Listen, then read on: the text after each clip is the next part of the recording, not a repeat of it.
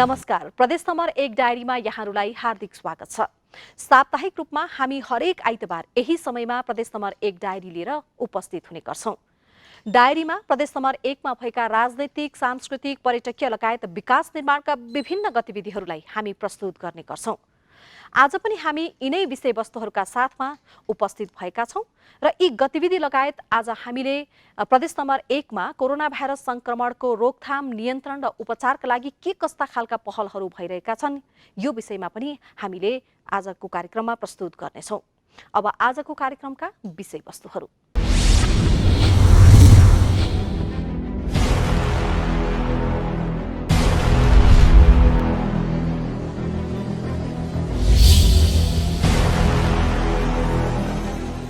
लकडाउनका कारण प्रभावितहरूलाई राहत उपलब्ध गराउने कार्यलाई प्रदेश सरकारले व्यवस्थित गर्ने भएको छ। राहत वितरणमा अनियमितता भएको गुनासो आएपछि राहत पाउनु पर्नेहरूको पहिचान गर्न राहत कार्ड वितरण गर्ने तयारी भइरहेको आन्तरिक मामिला तथा कानुन मन्त्रालयले जानकारी दिएको छ। प्रदेश नम्बर 1 सरकारले लकडाउनका कारण प्रभावित गरिब र विपन्न परिवारलाई प्रदान गरिने राहत वितरण कार्यलाई व्यवस्थित गर्ने भएको छ। कोरोना भाइरस अर्थात् कोभिड-19 को संक्रमण फैलिन नदिन लकडाउन थप लम्बिन सक्ने भएकाले तथ्याङ्क राखेर राहत उपलब्ध गर्न राहत कार्ड समेत वितरण गर्ने तयारी गरिएको प्रदेश नम्बर 1 सरकारका प्रवक्ता एवं आन्तरिक मामिला तथा कानुन मन्त्री हिक्मत कार्कीले जानकारी दिनुभयो। बढ्यो भने र भोलि अरू दुर्घटनाहरू आउन सक्छन् भन्ने हिसाबले हामी यसको कार्ड बनाउनु पर्ला। अहिले चाहिँ अब 5-7 दिनमा बन्दैन होला। भोलि यस्ता कुराहरू आउन सक्छन् भन्ने अनुमान गरेर यो राहत कार्ड चाहिँ आवश्यक रहेछ, यो बनाउनुपर्छ भन्ने लाग्छ। प्रारम्भमा चाहिँ अलिकति विवादित बन्यो, नपाउनु पर्ने मान्छेले पनि पाए, आवश्यकताभन्दा बढी बाँडियो, अलिकति चुनावी स्थिति हेरेर राहत बाँड्न हतार भयो भन्ने खालका टिप्पणी भएका छन्। त्यसमा केही हदसम्म सत्यता पनि छ। अब पछिल्ला दिनमा चाहिँ किनभने निरन्तर लामो समय दिँदाखेरि एउटा त अभाव पनि हुन जाने भयो, अर्को ढिकुटी रितिँदै जाने भएको हुनाले अहिले अलिकति व्यवस्थित हुँदैछ। प्रदेश सरकारले लकडाउनका कारण प्रभावितहरूलाई राहत वितरण गर्न 9 करोड 50 लाख रुपियाँ प्रदेश नम्बर 1 का 137 वटा स्थानीय तहहरूलाई उपलब्ध गराएको छ। महानगरपालिकालाई 20 लाख, उपमहानगरपालिकालाई 15 लाख, नगरपालिकालाई 10 लाख र गाउँपालिकालाई 5 लाख रुपियाँ पठाइएको मुख्यमन्त्री तथा मन्त्री परिषदको कार्यालयले जनाएको छ। यसैगरी कोरोना जनसुरक्षा कोषबाट जिल्ला समन्वय समितिलाई 5-5 लाख रुपियाँ समेत उपलब्ध गराइएको छ। सुरुमा राहत वितरण व्यवस्थित नहुँदा गुनासो आएको भए पनि अब त्यस्तो गुनासो आउन नदिने गरी तयारी गरिने आन्तरिक मामिला तथा कानुन मन्त्री हिक्मत कार्कीले बताउनु भयो। हामीले राहत वितरणलाई एकद्वार प्रणालीबाट गर्नको लागि सम्बन्धित स्थानीय तहको वार्डपालिका माध्यमबाट गर्ने, त्यहाँ चाहिँ राजनीतिक पार्टीहरू पनि जोडिने, त्यहाँ सामाजिक संस्था जोडिने र कसलाई दिनुपर्ने हो कसलाई नदिनुपर्ने हो त्यसले चाहिँ सुझाव दिने, त्यो सुझावको आधारमा स्थानीय पालिकाले वार्डपालिकाले गर्ने भनेका छौँ।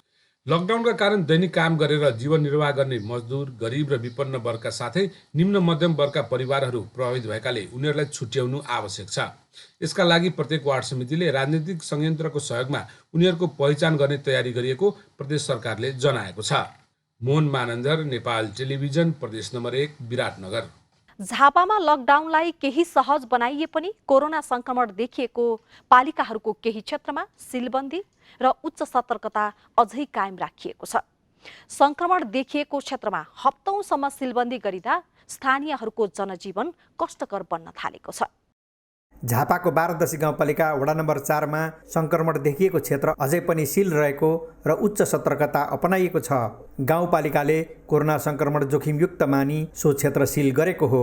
यद्यपि संक्रमित व्यक्तिको प्रत्यक्ष सम्पर्कमा आएका 63 जनाको PCR परीक्षण रिपोर्ट नेगेटिभ आइसकेको छ।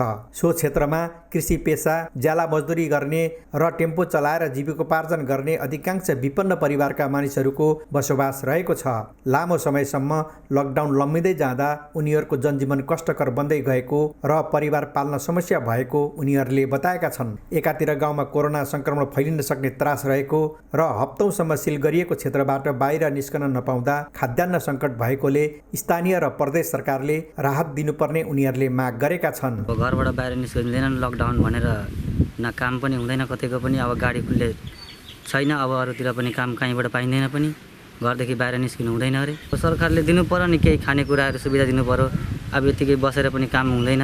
यहाँ 1 महिनादेखि अब टेम्पो बसिरहेको छ, हामी खानु पाएको छैन, परिवार छ, कसरी परिवार पाल्ने? टेम्पो चलाउनु पाएको छैन, यो लकडाउनले गर्दाखेरि हामीलाई खान पनि पाएको छैन। मेरो कहीँ जानु पाएको छैनौँ, कहीँ हल्लिनु पनि दिएको छैन, मेन समस्या त भयो अब कतै नगइकन राहत त हुनु पर्यो, के गरेर खानु हामीहरू। गाउँपालिकाले हालसम्म 13,326 परिवारलाई 56 लाख बराबरको चामल, दाल, तेल, नुन लगायतका राहत सामग्री वितरण गरेको जनाएको छ। तर वडा नम्बर 6 को सन्थाल बस्तीमा अहिलेसम्म कुनै पक्षबाट राहत नपाएको स्थानीयहरूले गुनासो गरेका छन्। वार्ड कार्यालयमा दर्ता चाहिँ गरेको छ, रास चाहिँ पाएकै छैन, कसैको जग्गा पनि छैन। अहिले सबै त मजदुर गरेर खाँदैछौँ हामी। दाल पनि छैन, चामल पनि छैन, अनि चाहियो तेल, चाहियो नुन, चाहियो छैन। गाउँपालिका क्षेत्रमा खाद्यान्न तथा अत्यावश्यक वस्तुहरूको अभाव हुन नदिन स्थानीयहरूको घर घरमा राहत पुर्याउने व्यवस्था गरिएको गाउँपालिका अध्यक्ष खड्क प्रसाद राजवंशीले बताउनु भएको छ। भीम नेम्माङ, नेपाल टेलिभिजन, प्रदेश नम्बर 1, झापा। धनकुटामा कोरोना भाइरसको संक्रमण भित्रन नदिन जिल्लाको मुख्य नाकाबाट प्रवेश गर्ने सवारी साधनहरूमा सेनिटाइजर छर्कन सुरु गरिएको छ। कोरोना संक्रमणको जोखिम कम गर्नका लागि सुनसरीको धरानबाट भेडेटार हुँदै धनकुटा प्रवेश गर्ने सवारी साधनमा प्रदेश सरकारको सहयोगमा सेनिटाइजर छर्कन थालिएको हो। कोरोना भाइरसको संक्रमण सीमावर्ती जिल्ला उदयपुरमा फैलिएसँगै धनकुटामा समेत पूर्ण सतर्कता अपनाउन थालिएको छ। सम्भावित जोखिमलाई न्यूनीकरण गर्नका लागि प्रदेश सरकार सामाजिक विकास मन्त्रालयको सहयोगमा भेडेटार हुँदै धनकुटा आउने सवारी साधनमा सेनिटाइजर छर्कन थालिएको हो। यस्तै धनकुटासँग सिमाना जोडिएको अर्को जिल्ला भोजपुरमा पनि कोरोना भाइरसको संक्रमण देखिएकाले उत्तरी नाकामा पनि कडाई गरिएको सहायक प्रमुख जिल्ला अधिकारी जयराम श्रेष्ठले बताउनुभयो। यस जिल्ला प्रवेश गर्दाखेरि गाडी निर्मलीकरण गरेर जिल्ला प्रवेश गराउने हामीले व्यवस्था गरेका छौँ। यी जिल्लाहरूमा जुन कोभिडका सङ्क्रमित व्यक्तिहरू पाइसकेपछि यस जिल्लामा सम्बन्धित जिल्लाबाट आउने नाकाहरू टोटल्ली हामीले बन्द गरेका छौँ। लकडाउनको समयमा बाहिरी जिल्लाबाट आउने एम्बुलेन्स, खाद्यान्न बोक्ने कूटनीतिक नियोग र सुरक्षा निकायका सवारीलाई सेनिटाइजर छर्केर मात्र जिल्ला प्रवेश गर्न दिएको छ। त्यस्तै मानिसको भिड हुने स्थान र हेल्प डेस्कमा समेत औषधि छर्कने गरिएको छ। सेनिटाइजर प्रदेश स्वास्थ्य आपूर्ति व्यवस्थापन केन्द्र मार्फत ल्याइएको प्रदेश सांसद कुसुम श्रेष्ठले बताउनुभयो। प्रवेश गर्ने गाडीहरूलाई चाहिँ यो गाडी निर्मूलीकरण गर्नको निमित्त चाहिँ प्रदेश सरकारले सहयोग गरेर र सागुरीगढीको समन्वयमा चाहिँ त्यहाँनिर गाडीमा औषधि छिट्ने कामहरू भइरहेको छ। विश्वमा महामारीको रूपमा फैलिएको कोरोना भाइरसका बिरामी हालसम्म धनकुटामा फेला परेका छैनन्। यसलाई कायम राख्न प्रदेश सरकारको सहयोगमा धनकुटामा विभिन्न उपाय अवलम्बन गर्ने काम जारी राखिएको छ। ईश्वर थापा, नेपाल टेलिभिजन, प्रदेश नम्बर 1, धनकुटा।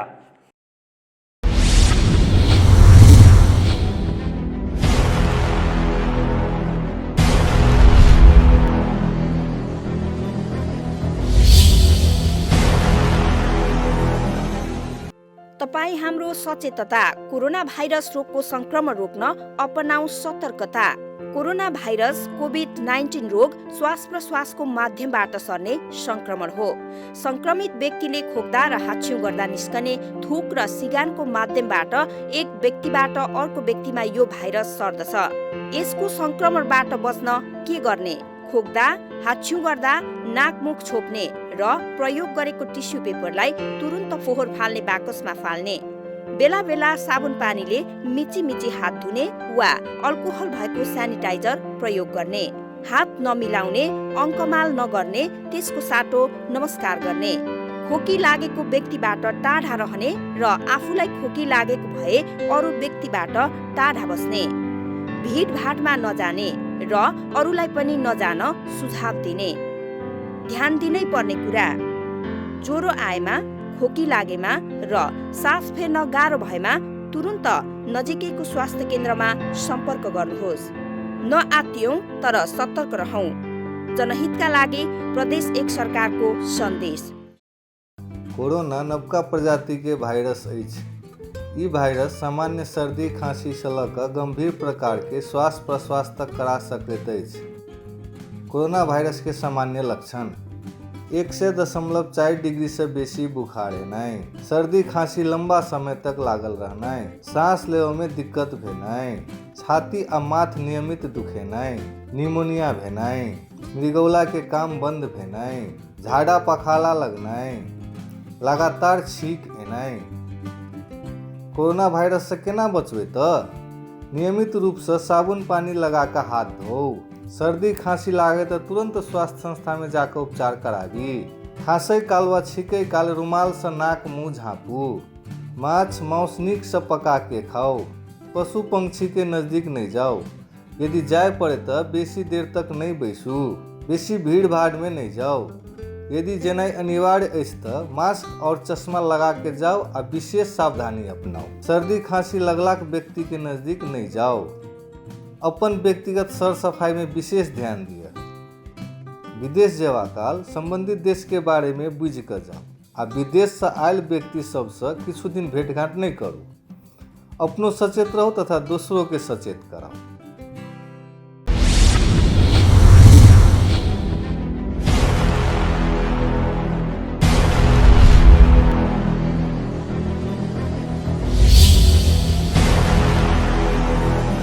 लकडाउनको समय लम्बिँदै जाँदा विनियोजित बजेट फ्रिज हुने भन्दै झापाको पुरानो धार्मिक पर्यटकीय क्षेत्र दोमुखाको विकासको काम थालिएको छ। स्थानीय सरकारको समन्वय र प्रदेश सरकारको 50 लाख रुपैयाँको बजेटमा पर्यटकीय क्षेत्रको घेराबार तथा धार्मिक स्थलमा आकर्षण लगायतका भौतिक पूर्वाधार निर्माण गर्न थालिएको छ। झापाको सबैभन्दा ठूलो नदी कन्काई माईको चुरे भागमा पर्ने धार्मिक तथा पर्यटकीय दोमुखा क्षेत्र विकासका लागि लकडाउनको समयलाई सदुपयोग गर्न थालिएको छ। लकडाउन सुरु भएकै दिन शिलान्यास गरेर सुरु गरिएको योजनालाई निरन्तरता दिन हालै आएर निर्माण थालिएको निर्माण समितिका अध्यक्ष गुमान सिंह खुलालले बताउनुभयो। 2टा सिडी भर्याङहरू छ। अहिले जुन बन्दैछ देखिरहेको छ यहाँनिर भर्याङ, अनि माथि एउटा 36 फिटको एउटा सिडी छ त्यहाँनिर। त्यस पछाडि तपाईँको माथि गौतम बुद्धको मूर्ति सहित त्यहाँ एउटा स्टेचुहरू 4वटा छ हाम्रो जम्मा यहाँनिर हैन। पछिल्लो समय सो क्षेत्रमा पैदल हिँडेर रातारात मानिसहरू ओहोरदोहोर गर्न थालेपछि हाल आएर वारिपारी गर्ने झोलुङ्गे पुलमा ताला समेत लगाइएको छ। पर्यटकहरू आएर 2 पैसा कमाइ गर्ने सो क्षेत्रका बासिन्दालाई यतिखेर पाहुनाको आगमन भन्दा पनि आफूहरूलाई सुरक्षित बस्न नै उचित भएको स्थानीय बासिन्दाले बताएका छन्। हामीले लकडाउनै खोले पनि रास्ता छ नि, हामी जति पनि बाहिरबाट आउने मान्छे भित्रिने ठाउँ पर्यटकहरू आउने ठाउँ हो बा भाइरस बोकेर आएको छ। गाउँको युवकहरू भएर भए पनि अलि बन्देज गरेकै छ हामीहरूले यहाँ। शिवशताक्षी नगरपालिका वार्ड नम्बर 10 मा पर्ने दोमुखामा यो सिजनमा सयौंका संख्यामा आन्तरिक पर्यटकहरू आउने सो क्षेत्र यतिखेर सुनसान बनेको छ। यस क्षेत्रका विकासका लागि 33 करोड बजेटको बहुवर्षीय गृह योजना डीपीआर निर्माण गरी यसअघि सङ्घ प्रदेश र स्थानीय सरकारको सहयोगमा विभिन्न योजना निर्माण भएका छन्। प्रदेश सरकारबाट विनियोजित 50 लाखको यो योजना समेत समयमै सक्ने गरी काम सुरु गरेको समितिका उपाध्यक्ष रमेश तिमसिनाले बताउनुभयो। पर्यटन क्षेत्रलाई भव्य बनाउनको लागि एकदम जागरुक छौँ। हामी सकेसम्म दिएको टार्गेटमै काम सम्पन्न गर्ने। सरकारले विकासका योजनाहरू भौतिक दूरी कायम गरेर सुरक्षित तरिकाले निर्माण गर्न सकिने बताउँदै आएको छ। लकडाउनको समयलाई सदुपयोग गरेर भाइरस संक्रमण नहुने तवरले काम गर्न सके सुरक्षासँगै विकासको कार्य समेत अघि बढ्ने सामाजिक अगुवाहरूले बताउँदै आएका छन्। डिकेश लामा, नेपाल टेलिभिजन, प्रदेश नम्बर 1, झापा। भोजपुरका ग्रामीण भेगका किसानलाई हिजो आज खेतीपाती गर्न भ्याइ नभ्याइ भएको छ। खेतीपातीको मौसममा लकडाउनको प्रभाव नगरी किसानहरू धान मकै बाली लगाउन व्यस्त बनेका हुन्। कोरोना संक्रमणको जोखिम हुन नदिन सरकारले लगाएको लकडाउनले देश ठप्प छ। शहरी क्षेत्रका मानिसहरू घरमै बसेर लकडाउनको पालना गरिरहेका छन्। तर भोजपुरका ग्रामीण भेगका किसानलाई भने लकडाउन भन्दा खेतीपातीको बढी चटारो छ। असारको वर्षे धान लगाउन व्यस्त रहने भोजपुरका कृषकहरू यति बेला चैते धान रोप्न व्यस्त देखिन्छन्। कृषिबाट जीविका चलाउने कृषकहरू लकडाउनको प्रभाव नगरी खेतबारीमै व्यस्त छन्। मानो खाएर मुरी फलाउने कृषकहरू लकडाउनको प्रभाव नै नगरी खेतबारीको काममा व्यस्त हुने गरेको कृषकहरूको भनाइ छ। बाहिर फेरि हिँडेका छैनौँ, हामी आफ्नै परेजमा बसेका छौँ र हामीलाई त्यो लकडाउनले त्यति आवश्यकता छैन हाम्रो काम गर्नको लागि, किनभने बाहिरको मान्छेहरूसँग हाम्रो कुनै भेटघाट छैन। गर्ने मान्छेलाई लकडाउनले केही समस्या पारेको छैन। बेलामा हामी खेती किसान गर्ने मान्छे आफ्नै तरिकामा खेती गरिरहेका छौँ। बेला बेलामा वर्षात पनि भइरहेको छ, त्यसले हामीलाई अब असर गरेको छैन।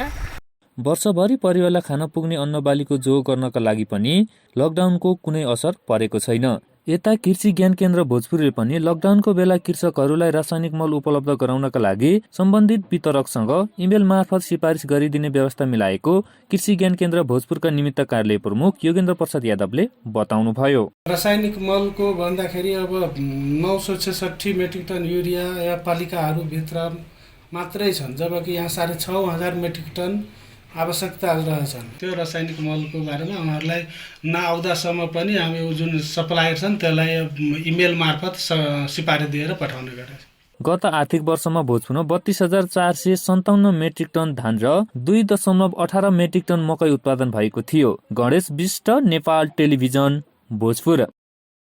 पाँचथरमा कोरोना भाइरसको संक्रमण फैलन नदिन प्रदेश सरकारले किट उपलब्ध गराएपछि नमुना परीक्षणलाई तीव्रता दिएको छ। पाँचथरको क्वारेन्टाइनमा रहेका 447 जनाको र्यापिड टेस्ट अर्थात् द्रुत परीक्षण थालिएको हो। 1 नम्बर प्रदेश सरकारबाट पाँचथर जिल्लाका लागि 360 वटा किट वितरण गरिएको छ। आर्थिक मामिला तथा योजना मन्त्री इन्द्रबहादुर आङ्बोले किट वितरण गर्नुभयो। 1 नम्बर प्रदेशको कोरोना भाइरस रोकथाम अनुगमन समितिका संयोजक समेत रहेका मन्त्री आङ्बोले जिल्लामा राखिएको क्वारेन्टाइनमा समेत अनुगमन गर्नुभयो। क्वारेन्टाइनमा राखिएकाहरूको स्वास्थ्य अवस्था, खाने र बस्ने व्यवस्था अनुगमन गरिएको छ। जिल्लाका सर्वपक्षीय भेलामा मन्त्रीले कोरोना भाइरस रोकथाम र लकडाउनले नागरिकमा परेको प्रभावप्रति ध्यानमा राखी आगामी बजेटका लागि तर्जुमा भइरहेको बताउनुभयो। सामान्य हिसाब हेर्ने हो भने एउटा व्यक्तिलाई पीसीआरको स्वाब सङ्कलन गरेर उसको परीक्षण गरेर रिजल्टसम्म पुग्दा 35,000 भन्दा माथि लागत पुग्दो रहेछ एउटा व्यक्तिले। त्यो मास लेभलमा गर्न सकिने भनेको हामीले आरडिटी नै हो।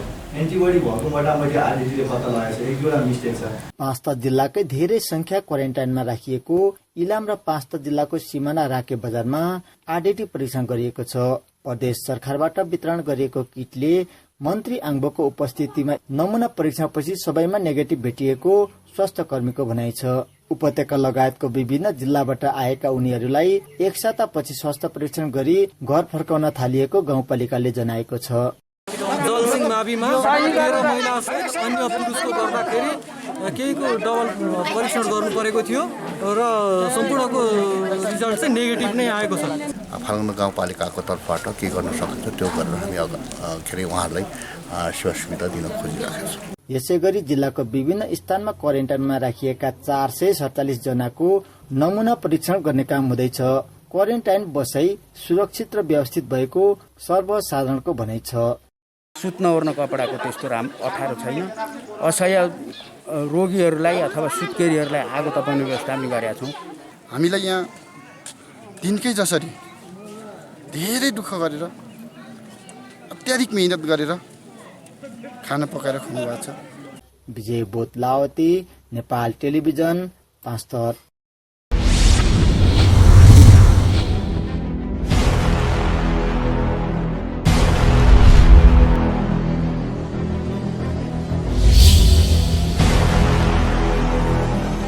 तपाईँ हाम्रो सचेतता कोरोना भाइरस रोगको संक्रमण रोक्न अपनाऊ सतर्कता। कोरोना भाइरस कोभिड-19 रोग श्वास प्रश्वासको माध्यमबाट सर्ने संक्रमण हो। संक्रमित व्यक्तिले खोक्दा र हाच्छिउ गर्दा निस्कने थुक र सिँगानको माध्यमबाट एक व्यक्तिबाट अर्को व्यक्तिमा यो भाइरस सर्दछ। यसको संक्रमणबाट बच्न के गर्ने? खोक्दा, हाच्छिउ गर्दा नाक मुख छोप्ने र प्रयोग गरेको टिस्यु पेपरलाई तुरन्त फोहोर फाल्ने बाकसमा फाल्ने। बेला बेला साबुन पानीले मिची हात धुने वा अल्कोहल भएको स्यानिटाइजर प्रयोग गर्ने। हात नमिलाउने, अङ्कमाल नगर्ने, त्यसको साटो नमस्कार गर्ने। खोकी लागेको व्यक्तिबाट टाढा रहने र आफूलाई खोकी लागेको भए अरू व्यक्तिबाट टाढा बस्ने। भिडभाडमा नजाने र अरूलाई पनि नजान सुझाव दिने। ध्यान दिनै पर्ने कुरा, ज्वरो आएमा, खोकी लागेमा र सास फेर्न गाह्रो भएमा तुरुन्त नजिकैको स्वास्थ्य केन्द्रमा सम्पर्क गर्नुहोस्। नआत्तियौं तर सतर्क रहौं। जनहितका लागि प्रदेश 1 सरकारको सन्देश। कोरोना कुसङ भाइरस रो कल्ले आजेजित सुङमा तुङ तामानु सकमा लासिङमा केसाक पातुङ तारुरो कन्लेन कुइबुहा किपथिकाङ लिसी डिग्री थोबा तुङ तामा यलिक यन्थारिक तुङ तामानु लाम्बोले मेनलेपमा सकमा लासिङमा साकमा चेबोपा थिगिक्नु थकतुकमा निमोनिया पोङमा निर्वेदले याम्बक मेन्जोकमा पेसमा हिबिबमा यलिक हाछिङलमा हेकेने भाग्र कोरोना लाम आकिरी सेप्सिङमाबे सेनलेन येलेङ हुक हबमा सुङमा तुङ तामानी थाप गर मोखिमो यामचिक हिम बेगमा सुङमेलले हाtsiङ लमाले मुरा तेतमा साङा वधिन चामेलले नुरिक सङ्ल थोकमा आङ्लक चामा हिम्बो बानु ताम्भुङबा थक्सा पुसा सुमा किमसिमेन याम्बोनले याङघुङसिबा मना पेसाङ पेगमा मेन आबाङे नुरिकाङ अहपसिङमा आङ सेसे युङमा वेस्मा लाजे पेगमाले हेनाबा पान नुरिकाङ कुसिङनी मा आङ्लक पेगमा वेस्मा लाजे लाम केदाबा हानु थिकेन नियन तुम्मा मेन आबाङे आङ चाङजाङ पोखी वेस्मा मा मिहा आङ चाङजाङ जोगुम सिमलो नेपाल टेलिभिजन रे केरेक्लेन ताङसेपो सेसुबा इङखङ